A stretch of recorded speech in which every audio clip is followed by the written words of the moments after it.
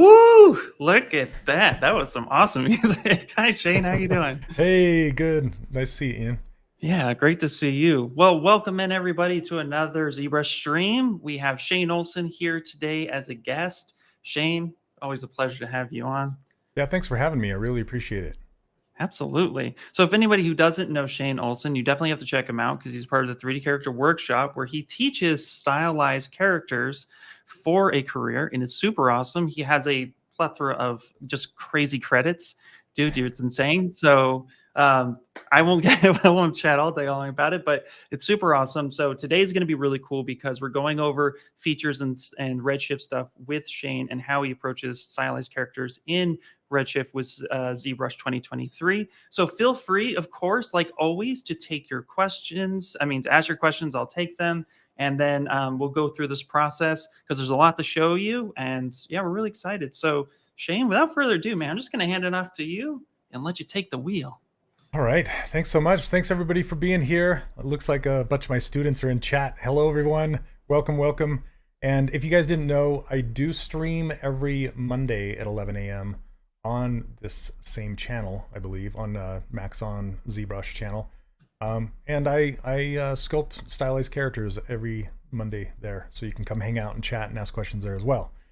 And yeah, I'm loving 2023. They actually, when I say they, I mean Maxon and the ZBrush team, they added some specific things that I asked them to add. With Sculptris Pro, I really love Sculptris Pro. It's a big part of my workflow. And with those of you who know, I have this project, this startup project that I save all of my settings in. And it's kind of this go-to project that has everything exactly perfect the way I want it. And it's set up for how ZBrush wants me to work. It's set up in the proper dimensions. I worked with Drust back in the day to get it just, you know. So when I was using Sculptris Pro with my default sphere size, I wasn't able to get the triangles to be small enough to add in as much detail as I wanted. So I reached out to the team at ZBrush at Maxon and asked them to it's still hard for me not to say Pixologic. No worries, man. No worries. Yeah, and they asked them to increase that triangle size, and they did. And also I asked them if they could add a picker, and they did. So I'd like to demo that now and show you guys how that works. This is the ruler file. There really isn't that much to it. And if you want to grab this file, I give it away for free over on my website, which is 3dcharacterworkshop.com. You can go grab it and play with it, as well as all these brushes and this user interface. So, oh yeah, these brushes are not to sleep on either. You have an amazing pack of brushes that you've just thrown to the community, and I don't know anybody who doesn't use them personally. So they're amazing. Definitely check them out. It's really fun to see when people post like, their live streams and things like that, and I'm like, I recognize that brush. Yeah, it's really fun to see, including other streamers here. Yep. Yeah, it's really fun. So we shared the link to your website, so people who want to go get the brushes and this startup file, definitely go check that link out. Thanks. So yeah, so this is just a sphere, just a default sphere that comes with it, and you can see it's just a sphere that's been subdivided down. And by default, Sculptris Pro is not turned on. Here, let me go over to a move brush. Well, I'm going to grab a snake hook brush just so we can have a brush that is active with Sculptris Pro. So Sculptris Pro, in this interface, you can turn it on right here. And then underneath the stroke, this is the big difference, is by default, the density of that brush is set to the size of the brush. I don't like to work that way personally. I like to have it set to the scene size rather than the brush size.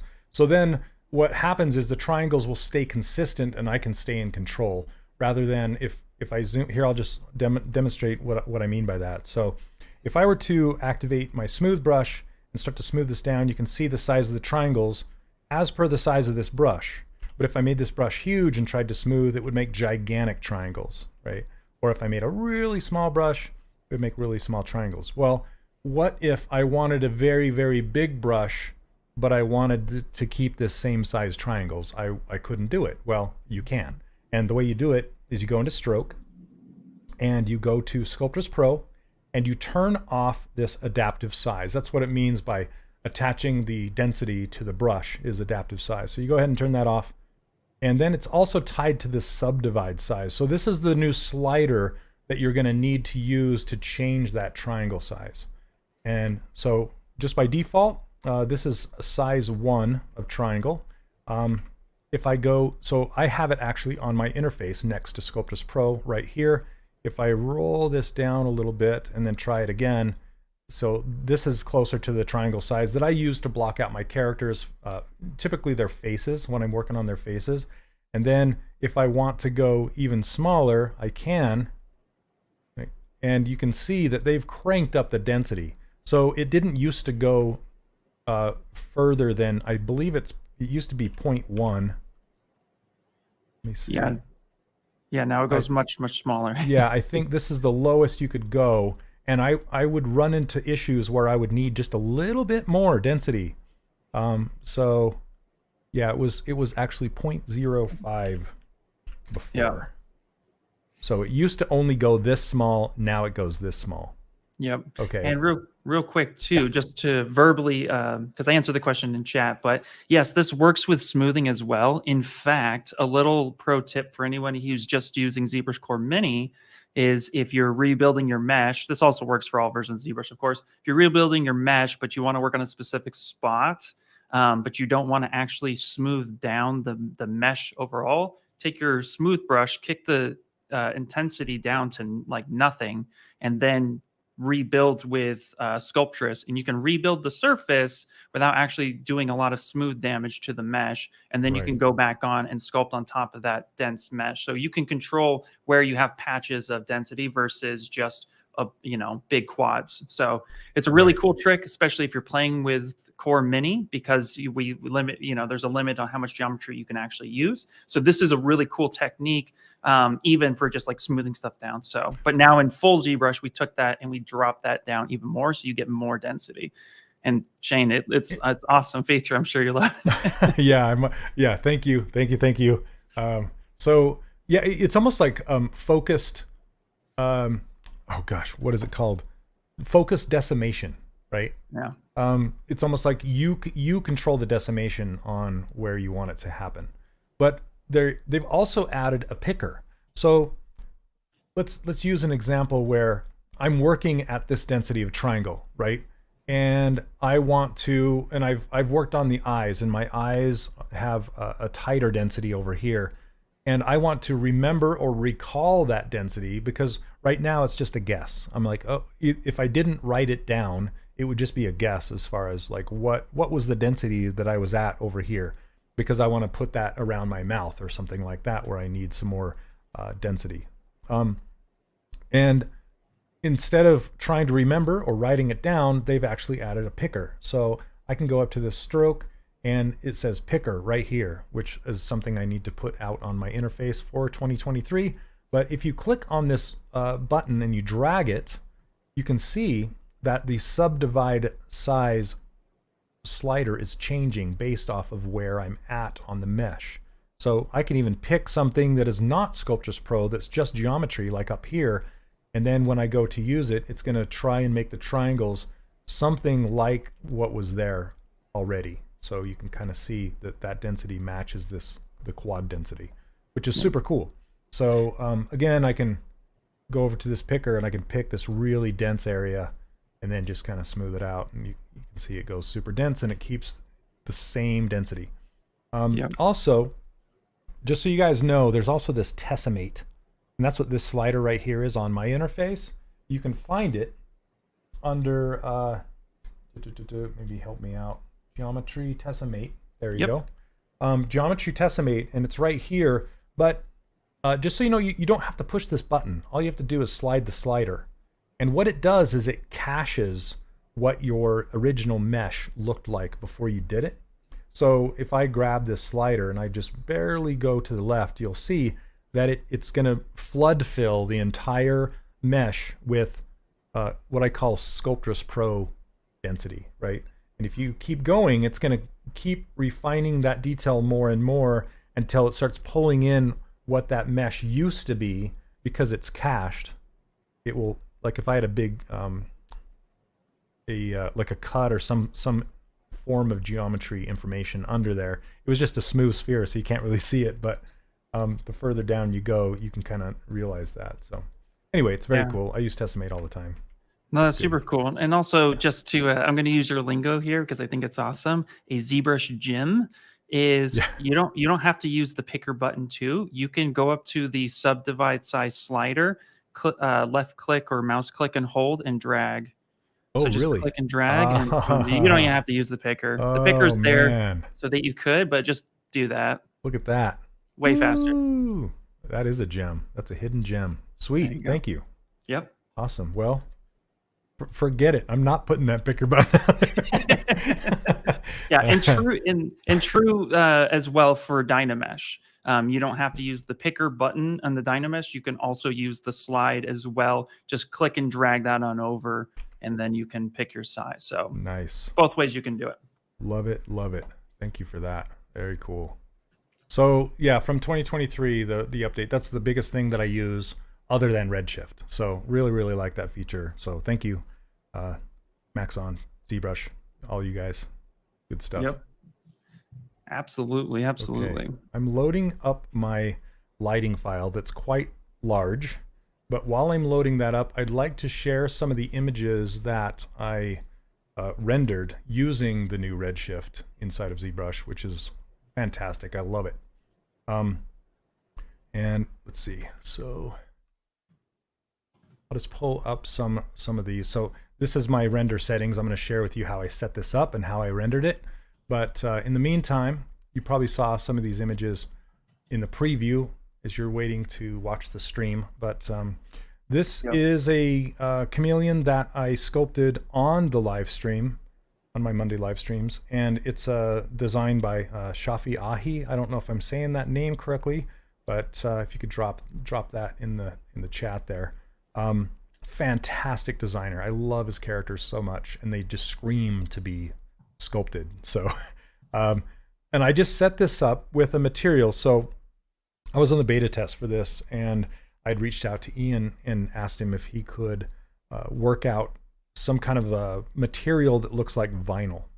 And he worked hard behind the scenes and came back with this vinyl material. And this entire thing is filled with that vinyl material except for his eyes. His eyes have, there's actually this eye material that I put on there.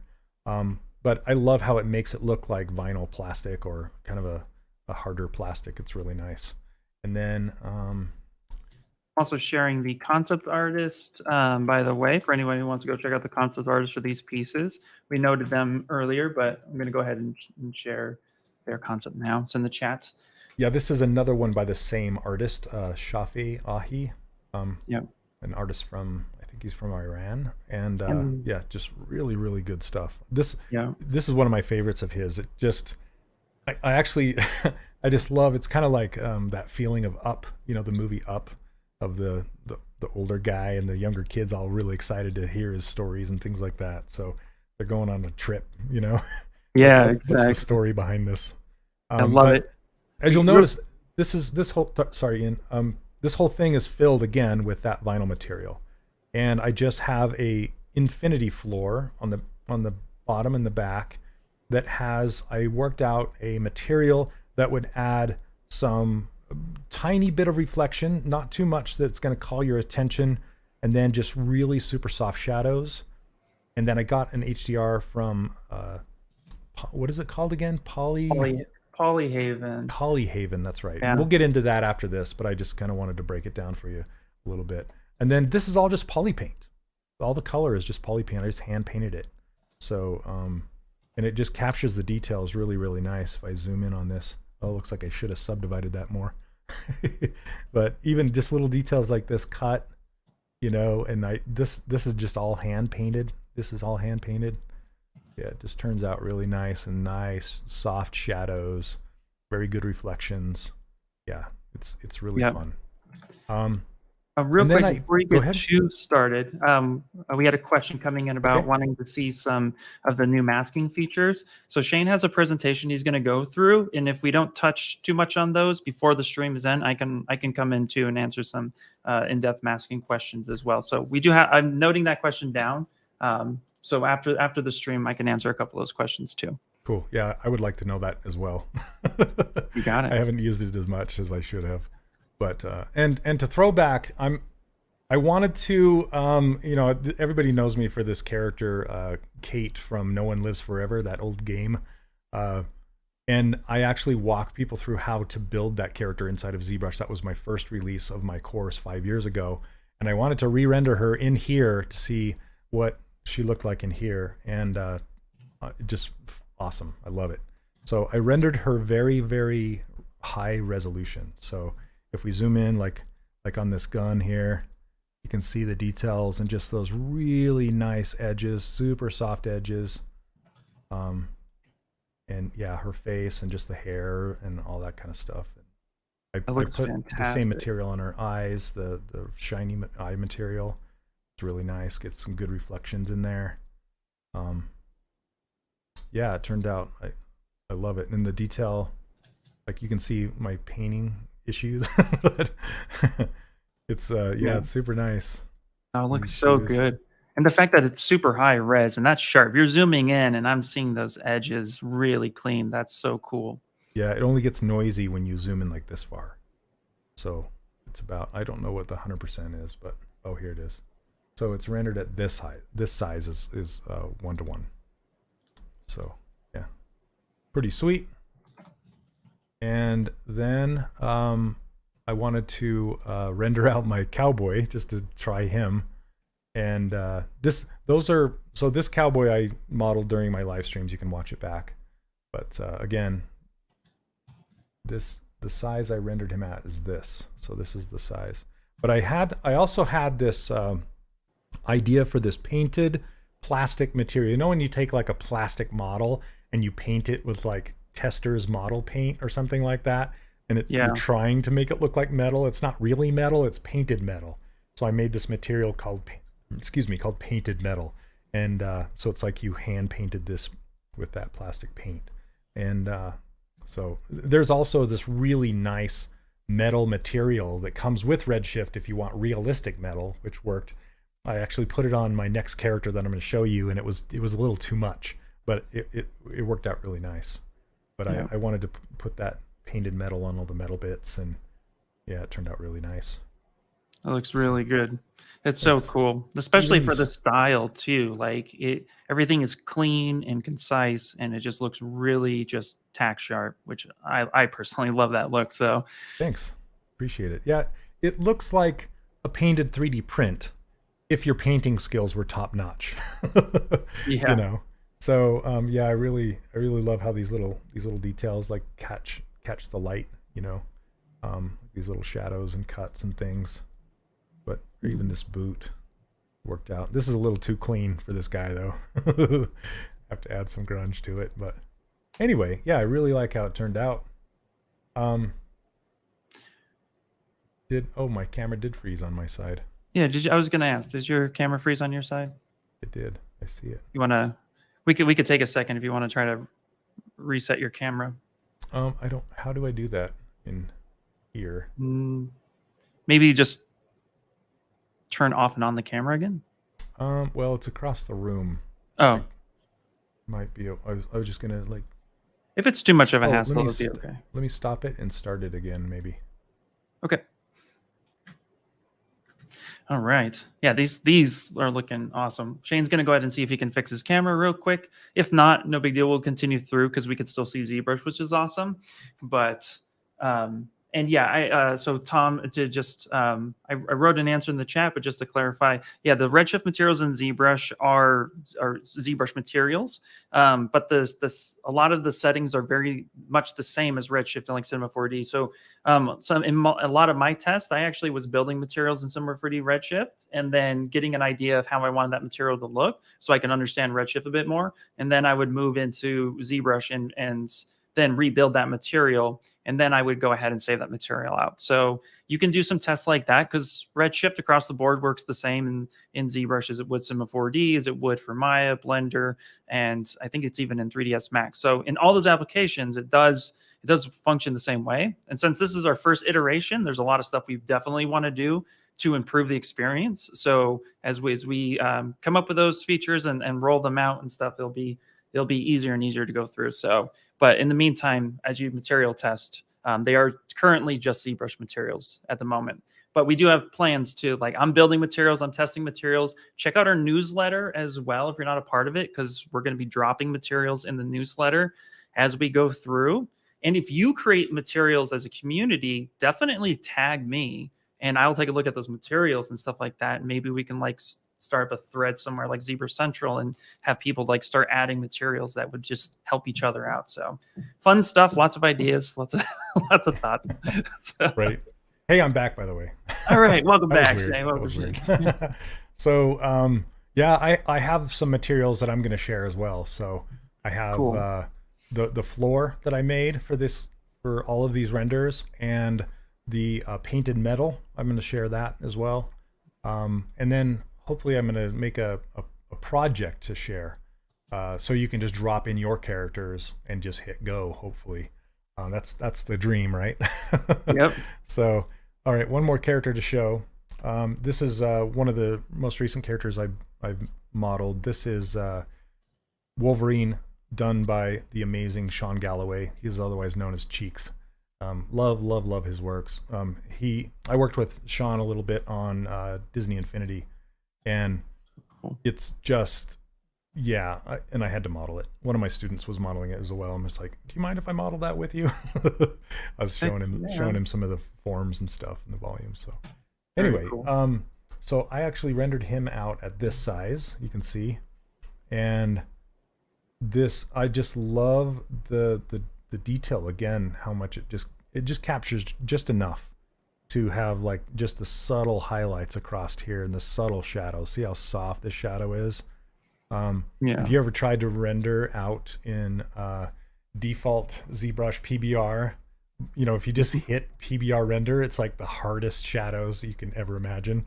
Yep. So it's just like you have to go in and do some adjustments, but this is like, yeah, it's really a step up. And this is again my painted metal here, and yeah, that vinyl material is applied to everything except for the like the blades, of course.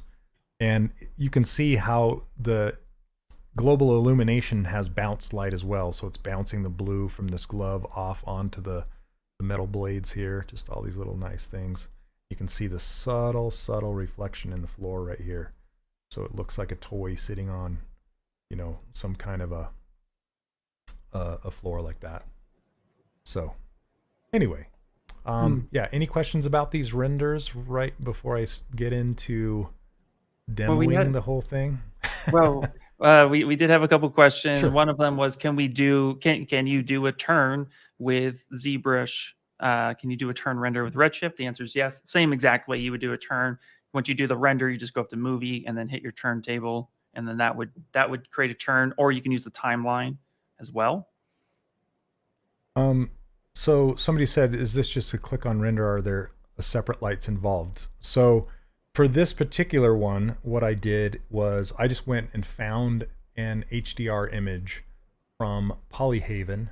There's a whole just library of free HDR images that you can use, and they're just different scenes, and you can just go grab them. Here, I can just... I shared it. I got you. Oh, you did? Okay. Yep, I got you. Great. Thank you. That's what I'm here for. I was here to help you. I was gonna show the home page here, so they Cool. could see it really quick, if that's okay. Yep. And then we yeah. So yeah, you can just click on any of these and download them for free and use them in your stuff. So that's what I used. Is I just grabbed one from there and loaded it into my scene, and then I didn't add any extra lights in here. I actually turned. You can use the ZBrush lights, like the ones on the little preview sphere. So if let me close these. If we go back to, and those of you who said they love my work, thank you so much. I really appreciate it. Happy to share, happy to share. So, so if you go to light, you can see this preview sphere, and you can turn on all these different lights and use a bunch of different lights. And the way you adjust them is by moving this little dot around on the sphere. So you can get like rim lights and things like that, and you can use them in conjunction with the HDR lighting setup. So it's really nice, but all of the particular ones that I've been showing you, I have one light showing, but this is kind of I don't know if I'd call it a hidden gem, but something that you should note is you need to have a light on, like Motel 6, right? You need to have a light on, and you need to have it set to, if you don't want to use it, it needs to be very, very, very low, but not completely off. Otherwise, your material previews will not be previews, because this is using the light to show these previews. It'll just be messed up. So if you lose your previews of those materials, just make sure you have a light turned on. I was just asking Ian that this morning. So anyway, but you can use these lights in conjunction with your HDR image. And where you load that HDR image is right here in the light menu underneath background. You can see it right here. You just click on here, and it's just like loading up any image that you bring into Spotlight or anything like that. You just go get that image. Like I can click on it right here and just import right there and just go get it. It's already loaded in. This one's called Small Studio 3, I think. And you can see it's just a studio with some lights set up. And then you can adjust the longitude and latitude of that HDR image, and you can adjust the size of it. Remind me where the size is again, Ian? So the sizing of it is actually tied to the perspective camera. So if you go up to the draw, so if you want to see more of that in the background, then you would actually drop your perspective camera. In this case, you're using an infinite background. Right. So let me turn that off. So yeah, we can turn that off. Yeah. And then there are people who are curious on how you make an infinite background. That you already got curiosity there. We're going to show you. So let me zoom out just so you can actually see this scene. And then I'll talk about the HDR image. Yeah. Okay, so if I look how I just made this thing gigantic, just so any character I put on there, this would work for. But all this is it's just a cube with the sides deleted, and then I just beveled the backside, and then I flipped the normals. I'll show you. I'll actually build one for you.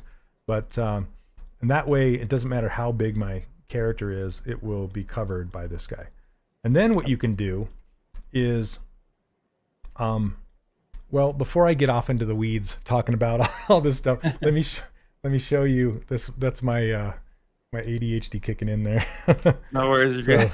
Okay, so you can see if I turn this infinite background off, you can see the HDR image fuzzy back here, and it's really, really big.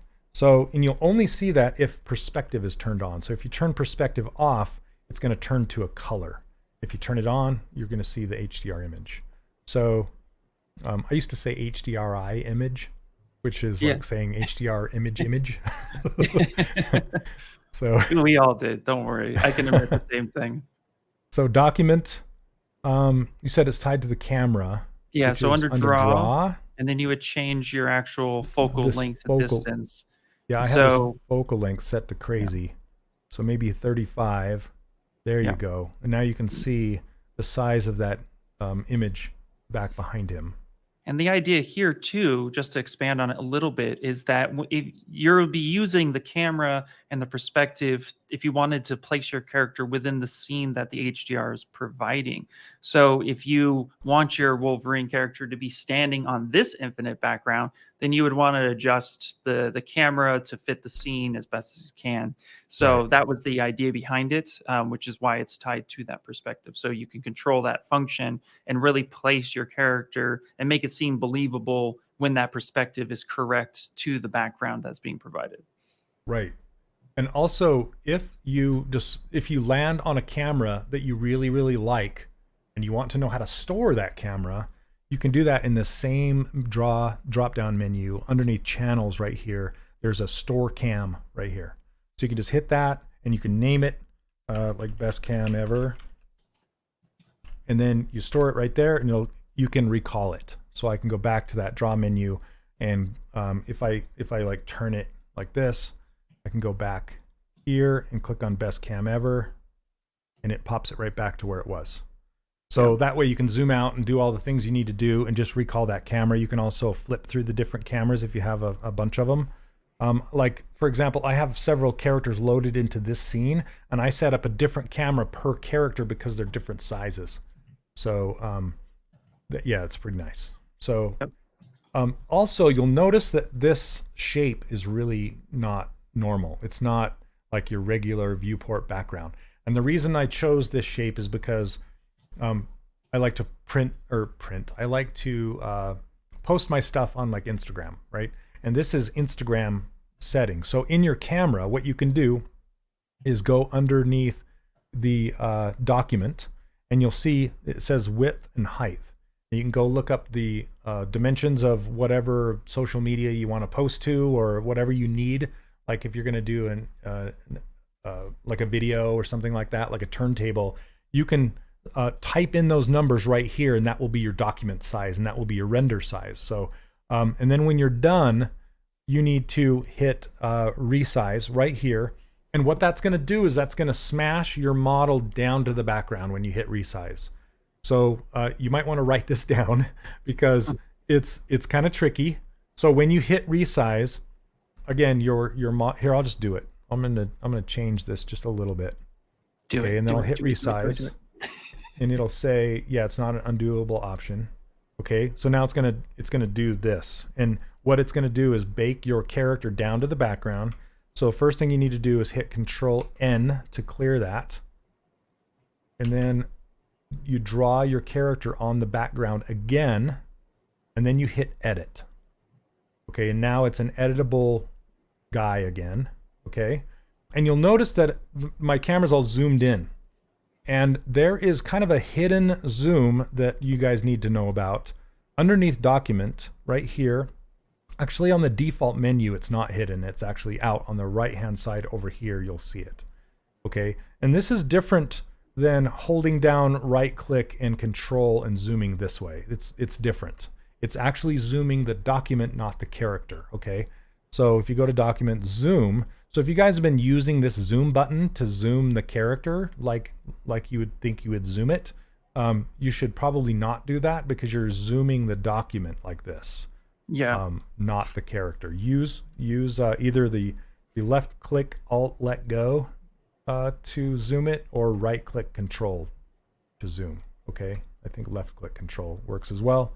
There's 3 different ways to zoom. Okay, so now I'm going to turn perspective back on. What's that? Which way do you zoom? Do you right click? I'm in the right click army with Paul. Because dude, I've been converted. Paul converted me. I do it so much now. So I've tied my pen button to right click, and I do it all the time now. He converted me. Yeah, it's great. Yeah. So just so you know, the right click I set to my front button on my pen, and then that way, if you're zoomed way, hey, what's up, Paul? If you're zoomed way in like this, right, like way in, if you're not in the right click army and you're used to clicking on the background of the canvas, you have to click in the gutters. You're a gutter. You're in the gutters. So to rotate your model, you have to click down here in the gutters or over here. Yeah. Right? But if you're in the right click army, you can hold down right click and hover over the top of your model and hover. Yeah, it was a debate, right? It was a debate back in the day. What's the best navigation? Yeah. They would go back and forth for a long time. That's such a like throwback, but it's so true. I mean, because I can tell you, the F button, right, full frames your camera. So if I was zoomed all the way in, I would actually hit F, so I wouldn't move my pen so much, rotate it, and then zoom all the way back in. I was just doing way too much work. Way too much. Way too much. Get out of there. Get out of there. Okay, so so that's how to resize your document.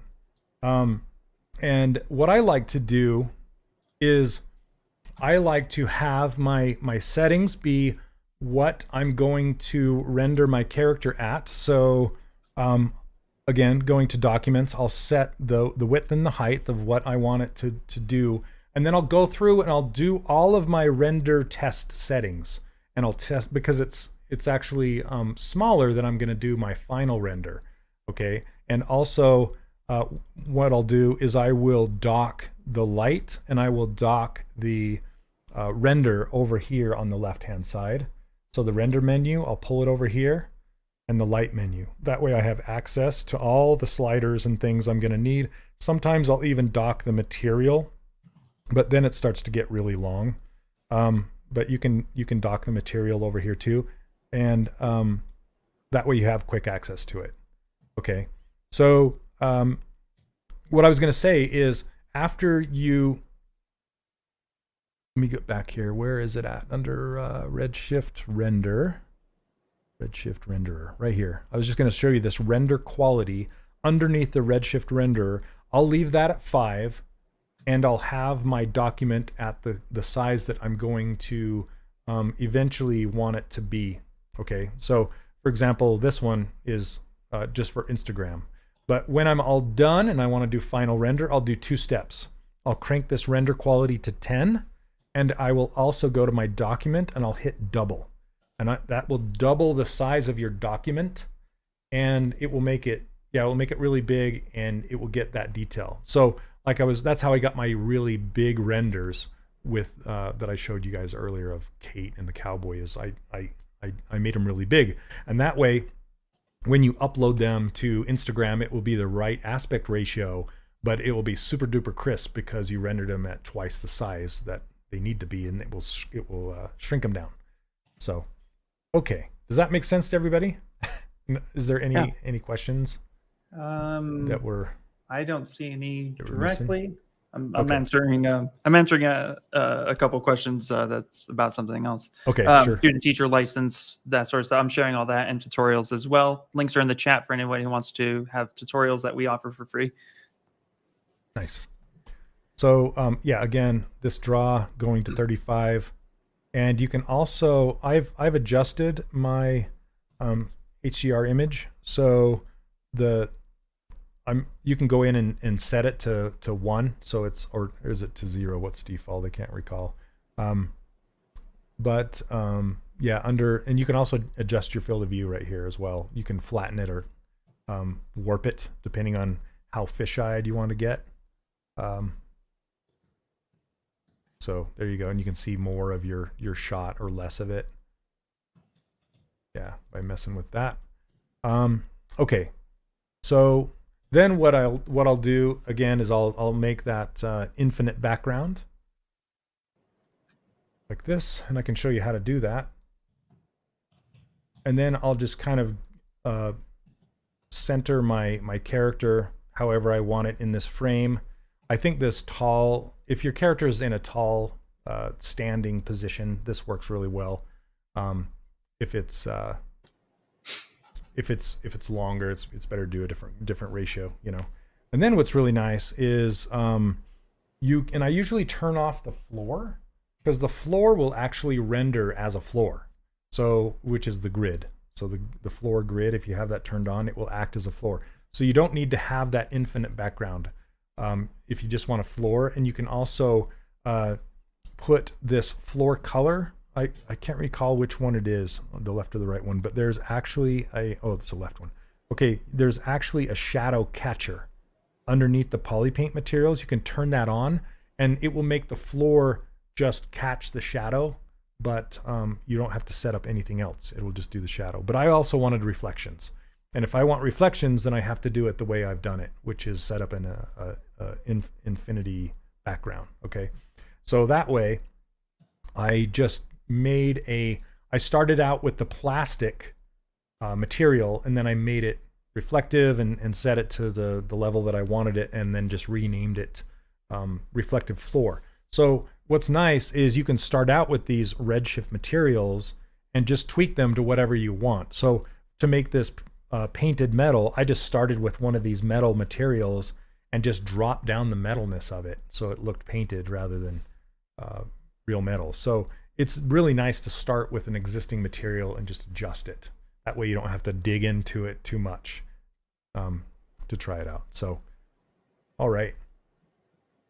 Oh yeah. So you see, somebody was saying if you're a student of the 3D Character Workshop, the 3D Character Workshop does qualify for an EDU version of Maxon 1, which is fantastic for 6 months. So if you're not a student and you want to be a student, you get 6 months of Maxon 1. So it's a really good time to join us.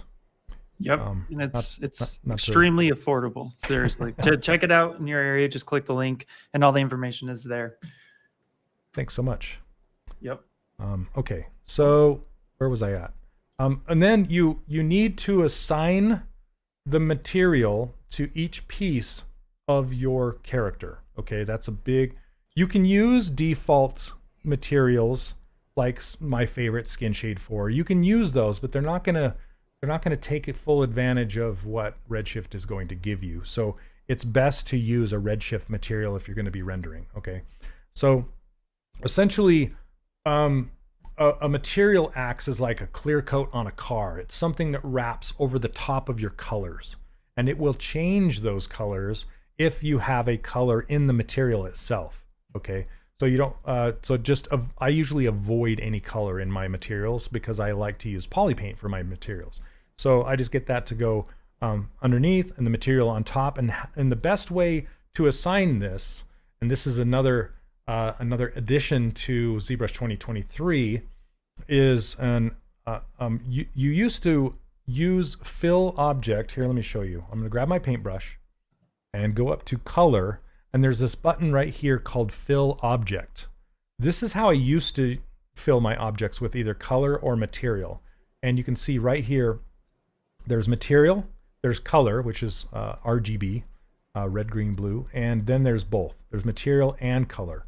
So if you're just dealing with materials, make sure you only have material selected, and then you can fill it here with this fill object, and that will either fill RGB or material or both, depending on what you have chosen up there. But there's also a different way, and I need to change my ways, because underneath here, underneath poly paint right here, there is also another button that says fill color. Okay, and this does the same thing. This fills with material, it fills with RGB, but the difference is this exists in the tool menu rather than the color menu. So why do you care? Okay, if you go up to your subtools, so I'm just going to grab this arm, let's say. I'm going to turn off Sculptris Pro. Okay, I'm going to grab this, and I'm going to go to, let's just say leather. I'll just grab leather, and then I'll fill the color here, and that will fill this with leather material. You can see how it changed right there. Okay, this is just a preview. It doesn't give you what it's going to look like when you render it. It's just a preview. So then you can go to your subtool menu, and you can open two menus at once, by the way, if you hold down Shift while you open it. Otherwise, it'll close this other menu. And then there's a button underneath here that's called Apply Last Action to All Visible Subtools. So you can click on this, and it will fill all of your visible subtools with that same material. If you use the fill color from this menu, it will not. Okay, you won't have access to that button. I had to ask Ian that this morning. So that's just a little asterisk. So be on the lookout for that. Okay. Yeah. I'll clarify too, just a little bit more in depth. Sure. Any undoable action under the tool menu specifically will allow you to use the Apply Last Action button, as well as the folder option, which is in the folder cog wheel. However, just so you know, if you're trying to fill a material and then you do another action, then it will no longer become available unless that action was undoable. So the immediate last action you did, like fill a material, will be available. Those buttons will highlight themselves. If there's no last action available, the button becomes grayed, and then you can't use it. It won't let you click on it. So if that button's available, that means that it's possible to do it with that feature. Right. So, okay, very cool. So yeah, I'm gonna go back and grab that vinyl material and fill it back in. Okay, so that looks weird. I think I grabbed the wrong one. Maybe I'll just undo it.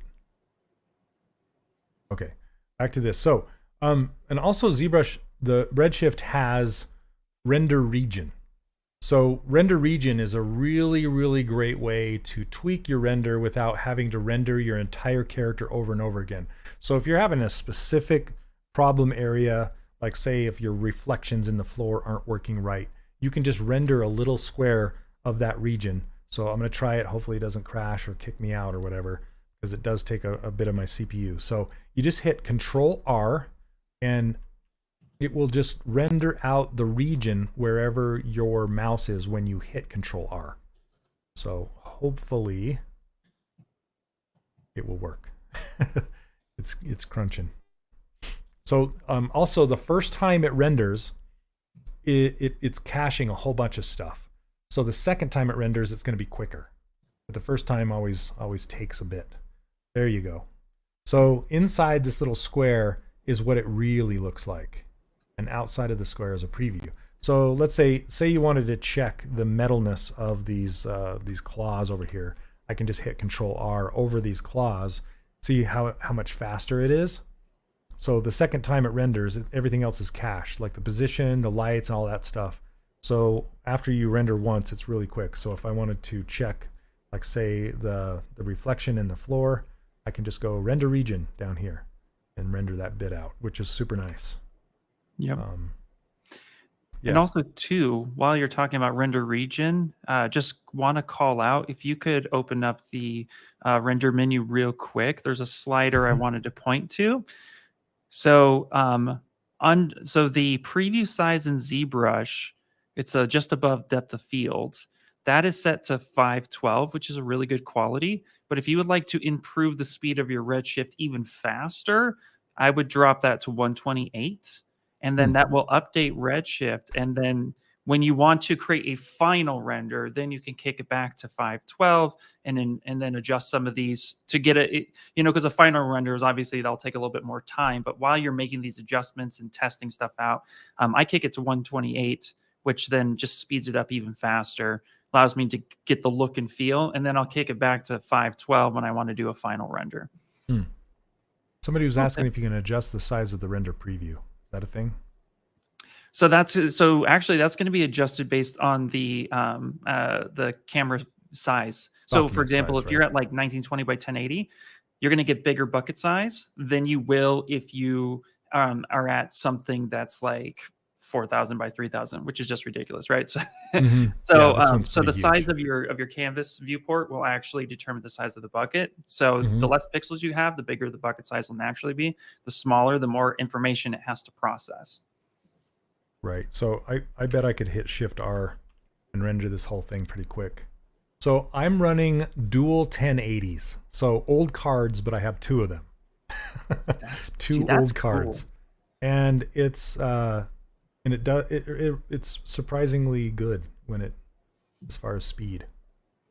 Oh, absolutely. And again, this is quite a big render. It's not quality 10 under the render quality right here, and it's not double size like I showed you with the Kate and the cowboy renders. But this, I mean, look how fast it's going. It's going pretty dang quick for having dual old cards. Yeah, honestly, that's super impressive because I'm running a 3080 Ti myself. Okay, and how does that go? It's good. Yeah, I love it. But yeah, the fact that you're running older gen cards and you're getting these results, and we're live streaming. This is something that I definitely always talk about too, because I can never render on a live stream without becoming robotic. Yeah, yeah. So, I mean, obviously the better specs anyone has when you're doing rendering is always going to be an improvement. But the fact that you're on older gen cards and you're getting phenomenal results is super impressive. So happy to see it, man. Yeah, Thomas is asking if this is GPU rendering. It is. Because, yes. Yeah, so I guess the difference between if you own Redshift or if you don't is GPU rendering or CPU rendering, correct? Yeah. Okay. So yeah, let me clarify If you this can, okay, too to go officially on record. I want to okay, clarify this for everyone. okay. Okay. So we mentioned it during the release, but if you have a perpetual license of ZBrush 2023, you get the Redshift bridge, but Redshift is subscription only, so it's not activated by default.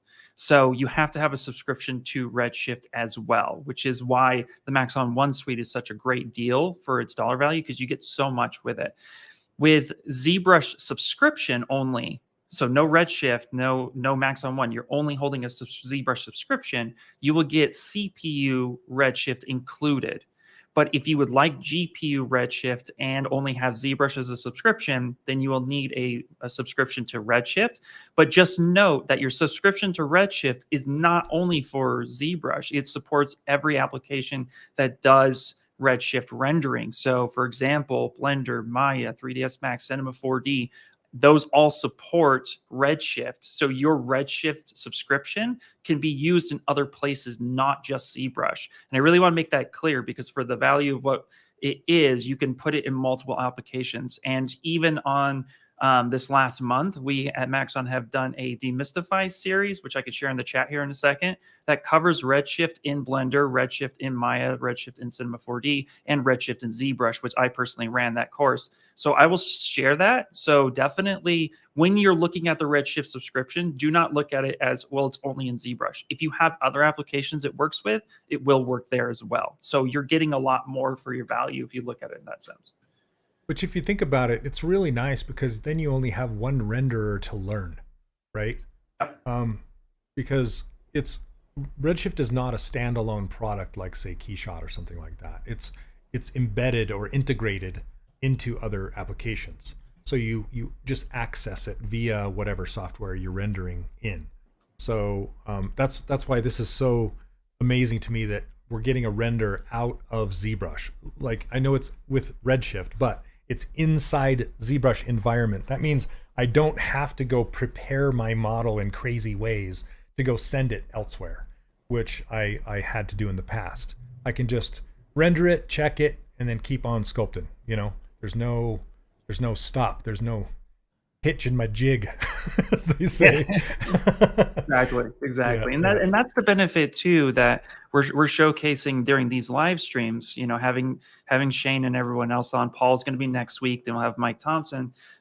It's that we really find the benefit of being able to do test renders to get even final product shot renders quickly, showcase your character off really well within ZBrush without having to do all the optimization that would be required in most other render engines. So it's nice that you get to kind of come through, play with it, test it out, and see what's going on. And you can even get such amazing final results. But if you want to take it to a next step further, then that's what's like, you know, let's say your model gets approved. Shane, you sent your model off, it got approved. Your boss says, yeah, this is amazing. Great. Now you can focus on optimizing, but they've already seen a sample. And this sample could be sent to the render team and be like, this is what he was getting when we approved it. You know, take a look at this render, and you can even share settings back and forth. You can say, these are the settings I use in ZBrush. And while ZBrush Redshift materials are not directly connected to Cinema 4D or other applications that use Redshift, so a lot of the settings when you're using like index of refraction or you're adjusting those sliders, those settings, you can look at what you did and then you can replicate that in other applications. So there's a really good chance that you know, you can get approvals done quicker, you can get renders done faster. And Shane's not optimizing his mesh, and he's doing like what, 8 million points you got right now? yeah. This is not. Yeah, it's not retopologized by any means. It's not animation ready. It's just this would be, so if somebody came to me like, well, just pretend that Sean Galloway is just like, hey, can you model this up? Because I want to print it and maybe possibly sell it, you know. And Yeah. I could model this for him and send it over, which I have done, as a toy render, just like this, and saying, hey, this is what it could look like in manufacturing, you know. And then he could look at it and give me feedback, and also say if the actual toy factory is going to be manufacturing this, you could send this off as a possible color proof, or, you know, this is what we need it to look like in the end, which is something that we did on Disney Infinity a lot. We would render out our stuff and send it off to the factories and stuff, and they would use that as a guide, you know. So super cool. So we're almost out of time. Let me run you through how I make an infinity wall, I guess is what you call it. And also, if you don't want to make your own, I just became aware that 2023 ships with one. So this project right here, if you double click on this bad boy, it's not my ruler file, so it's not like my optimized setting, but it has an infinity wall right here. Yep. And with a little ball, and you can come in here and you can test out your HDR images in here. You can test out your materials with this little guy. You can test out your reflections, your shadows, and all of that stuff, and then get it to a sweet spot, a place where you like the way it looks, and then start dropping characters in this file to render. Yeah, this is a really good test file. So the way I would make it is I would just, and there's, as we said, there's like a million ways to model something, right? There's so many different ways. But the way I like to do it is, let's see, let me just, oh, this is a lot of parts in here. Okay. So I'm just going to grab one of these parts. If you want to use the pizza box and then group it in a folder and then apply last, that works. It's all good. I was just like, well, I'm going to turn perspective off for a second. And then, okay, I'm just going to replace this one. So if you guys didn't know this, if you have your gizmo showing and you click on an insert multi-mesh, it will replace whatever object that you have selected unless it has subdivision levels. Yep. So that's the caveat there. Let me destroy those. Delete them. Okay, now if I click on this cube, it replaces it with a cube. Really small. We'll just make it bigger. Okay. And now, with this selected, I'm just going to go from the side and go to the select rectangle, hold down Control plus Shift, and then add Alt to it to delete those sides. And you'll notice I only have two sides. I'll turn on double just for a second. So you can see it just left these two sides. And then I can just say delete hidden. So there's my walls. And then I'm going to turn double back off because I want to flip this. I want to flip it so it's facing outward. And how you can do that is you go under display properties and flip. There we go. Now it's flipped the proper direction. And then we go under Z modeler, hover over this edge, hit bevel, and we're just going to split this guy about like that. Okay, and then hover over this edge and do an insert. Is it interactive elevation, Ian? Yep, that okay. It is. Yep. Okay. And then you start to, yeah, there we go. So up and down will add sections, and pushing left and right will bow it. Okay. So I'm just going to bow it like this. Okay. Then I'm going to hover over this and go turn that interactive elevation off. Just click the one it was back on to the left, the specified elevation. Oh, was it on this one? Okay. There yeah, it's defaults to that one. I'm not used to that one. Okay. So then click this edge and just add a bunch to be kind of even with the ones we just added here. Do the same thing to this edge. So one thing I did learn about this infinite background is that it's best to have, you don't want it super duper low res. You want to have some information there. Then I'll cut it this way to make squares. Maybe like that. Then we can just hit Control W to put it all into one poly group, and there we go. And now we can scale this to whatever we want, and we can grab a material like our reflective floor material. Let me see, where is it at? Why am I not seeing it? Why? Is it to the left? Oh, 3? right. Oh, there you go. Perfect. Yeah. Okay, and then I want to subdivide this down too. Like Control D a couple times. Make it really smooth. Just like it was before. I essentially just recreated what we had before. And it looks like we can maybe move it down a little bit. So those feet are sitting on the floor. Okay, and now we can turn on perspective and zoom on in and right-click Army with There our it pen is for the win. to hover. Right, Paul? And then render this bad boy. So I'm going to just hit Control R. It might take a minute. I'm just doing a preview render region. That's a pretty low-res little ball that we got there. Yeah. Check it out. Yeah, it's pretty good. Yeah, it's an actual Redshift model that they use, and then we brought it over, and then now we just use it for testing different materials. It's a really great little area to test stuff. And like Shane said too, if you just need an infinite background, you don't want to build it from scratch, it ships with ZBrush 2023, so you can just go ahead and grab that one. Yep. But people were asking, you know, how did I make it? This? Yeah. I made mine before I knew there was one available. And you can also append that infinite background to whatever file that you have. You don't have to bring your model into that file. You can bring the infinite background into your file, which is probably the preferred method. There you go. So yeah, look at that nice shadow. Look at the floor reflection is working now. See that reflection from that material? Super nice. And notice the bounce light from the global illumination, like lighting up this purple. Super cool. So, Shane, just one more time, what graphics cards are you using at the moment? I'm using dual 1080s. I don't know if they're 1080s. TIs or not. They're just dual 1080s.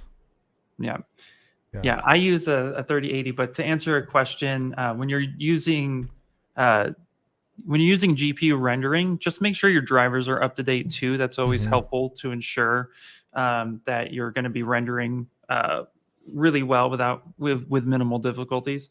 But Redshift does support a lot of cards, even these older ones, so it will recognize and use them very well. So if you're on an older GPU, like I have a 2080 at home on a personal computer, and Redshift renders really, really well. I just had to make sure that my drivers are up to date. So that's just recommended across the board on all render engines. Just make sure your drivers are up to date and current. And it's so funny how fast tech moves because they're not that old. My 1080s were monsters like 3 years ago, maybe.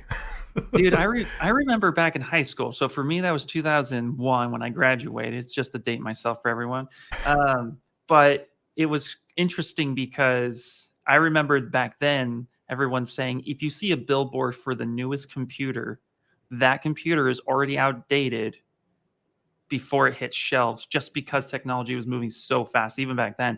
And it intrudes today. You see a brand new advertisement on something, and somebody's already coming out with something that's way better than what you're currently being sold. It's just not ready for development yet. So, right. I know. So yeah, 1080s. Like I just traded in a 1080 for my 2080 2 years ago. Wow. So yeah, I need to do that. They're probably not worth the material they're made of. But hey, they render fast, so I'll keep and I can still play my games on a pretty high setting, so I'm good. But yeah, glad to make you smile, Paul. What's up, Leonard? Yeah, if anybody has any questions, one more thing I wanted to show was if you have a Redshift material selected and you open up the material modifiers section, I didn't really cover that too much. But you can open up any of those Redshift materials and see how their settings are set, and kind of play with them that way. They're nicely. This looks very overwhelming, but they're nicely grouped into what they do. So like all of the subsurface scattering stuff is here. The emissive stuff is here. The coat stuff. You know, they're all kind of grouped together. So you can just start playing with that. Play with the materials that comes with ZBrush. There's also a brand new set of materials, not just the Redshift poly paint, but the Redshift color. So if you're doing cars and heavy metal stuff, like, you know, mechs and things, you can use these already painted plastics that will kind of stomp the poly paint out. So just note that. But this is for like more realistic stuff. And just to end this, you can also use Redshift with all of the filters that come with ZBrush, which is awesome. Like you can use like the outlining filter to make it look cartoony, but with a nice Redshift render on the inside, or add noise or some kind of graphical post filter that works really nice, like depth of field and things like that. So yeah, it works. That's something you don't get with any other program other than ZBrush. You don't get the filters like if you're using it with another program. So yeah, take advantage of it. It's really fun. I need to do it more. 100%. Yeah. And then one other thing about HDRs as well is that ZBrush also now accepts the EXR file type, not just an HDR file type. So if you have an EXR, it will be supported in ZBrush. Nice. I think that's exactly what I had loaded up. So going to Polyhaven, that's what they give you when you hit download is an EXR file. Yep. So yeah, that's super good. But well, cool, man. Well, thank you so much, Shane. It's a pleasure to have you on. Before we do leave, maybe we can share my screen real quick, just because we did have a masking question about the new features. So I can quickly go over that and just kind of showcase what the new masking features are. Apologize, it'll be on a sphere. But that's how we all demo. We demo on a sphere. That's how we do it. But I definitely wanted to go over some of the stuff real quick for the new masking features. So under the tool menu, we have masking, and now we have mask region. There are a lot of different masking options, but the ones I love the most, obviously, that I use mask by cavity a lot when I have like deep cuts. That's super cool. But for the mask region, the new feature. So the biggest one right now that's really cool is if you have a mask, so something like this, right? And I'm just painting a nice clean mask. Instead of doing this the whole time and trying to clean it up, I can just click auto region and that will fill that section. Now, the way you really want to view this is, well, let's say I want to mask this section right here, right? And actually, let me subdivide this a little bit more because that's pretty low res. And just like, you're going to want to have a nice clean mask. So if I mask this section right here, and then I come over here and I mask this section right here, these are super intricate designs, right? And then I come through and I'm like, okay, this is what I want to do. Maybe I'll just sharpen that up a little bit by hitting Control Alt and tapping on the mesh, which will sharpen that. Or if you go under masking, you have an actual sharpen mask button. Then I can hit auto region and it's going to detect those walls and autofill everything at the same time. So this is really useful for designs with masking. I know a lot of artists that design like sci-fi space mechs, and they do a lot of masking tricks because masking also you can apply, like if you had lazy mouse turned on your masking brush, right?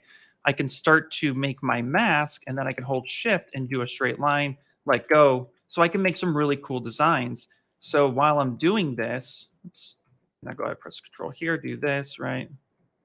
Through, and then do this and make some really cool designs. If I want that to be filled, I can hit auto region. The other cool thing, just to clear this mask for a second and to draw out some different masks shapes, boop, boop, boop, boop, just like this. And then maybe this one right here, right? And I'll sharpen this again because I want to have a nice clear mask. Let's say I have these designs, but I really just want this one right here to fill and not these. Well, this is where Analyze Region comes in. So the first thing is I'll go ahead and analyze the region and say, okay, now ZBrush recognized that there are 3 different mask types. And I'm going to put a little mask on the inside of the one that I want filled. And then when I hit fill region, it now detected all of those masking options and it filled the one that I wanted to. So again, when you're making designs with masking or you're trying to mask out super complex shapes, this is where you can analyze those regions and come through. And so again, I can make another mask off over here, and then I'm going to analyze that region because I made a new choice, but now it's I decided this one's going to get filled region, and now that's going to happen. So while this example is really simplified, think about when you're drawing out mask and how you use mask to block off certain areas, or eventually maybe you want that one area to be filled in, and it's not just as simple as a circle or a square, then this becomes really helpful. This also becomes really helpful if you have alphas that you're trying to use masking options on. So if you have your mask pen and you want to like insert an alpha, and those alphas have different portions that you want to maybe autofill, which I don't think I have a good one here, but you could use this feature to then select those different areas. I should have loaded one, but I don't have one here. But yeah, that's the general idea. So again, that's really just going through. You can either make a certain mask shape that is fancy and really intricate, and then you should make sure that it's a nice clean mask. Because again, if you have a hole through it like this won't work because it's not detecting the closed space. You want to make sure that it is a nice closed space, and then that will autofill. Or if you have different other shapes that you're trying to manipulate and you only want certain ones, analyze it, put a little mask indicator on the one you want to fill, then fill region. And then that will go ahead and come through and make sure that it fills those other ones as clean as possible. So that's the new masking feature. Really beneficial. Really, I've used it a lot, again, for a lot of different designs and being able to just kind of play around with new shapes. And yeah, so it's really cool. Hopefully you guys like it. It's a lot of fun. That being said, we're going to be wrapping up here in a second. So next week, we have Paul Gabry, who is in chat, actually. Hi, Paul. How's it going? Oh. He's going to be demonstrating hard surface with Redshift as well. So if you have your hard surface questions, your Redshift questions for that, he'll be covering that coming up next week. Same time at 11 a.m. to noon. But if we go over and we do like a little bit more, you know, Paul and I get together, we talk a lot. So definitely feel free to bring those questions there. And also, too, we'll be showing more of the 2023 features that we've been using in our workflow. Because, again, this whole version is about speeding up your workflow, making it easier as an artist to get to the final result quickly. So hopefully you guys have enjoyed the stream. Shane, super pleasure to have you, man. Yeah, thank you. Thank you. It's been fun. Yeah, I like showing people how to do this stuff, because it seems way more overwhelming than it actually is.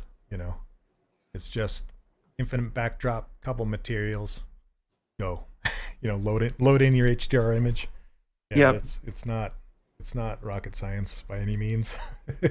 No, but but rendering can take a long time to polish, like to adjust all the sliders. So I don't want to make it seem like it's just one and done. There's a lot of slider tweaking that can happen, that can take a long time, because it's like adjust, render, you know, and make sure you utilize that Control R to render region, so you're not rendering the whole thing over and over and over again. So, yeah. Oh my gosh, Gabriel Sora is in the chat. Hey, Gabe, yeah, love his stuff. What's up, Gabriel? Yeah.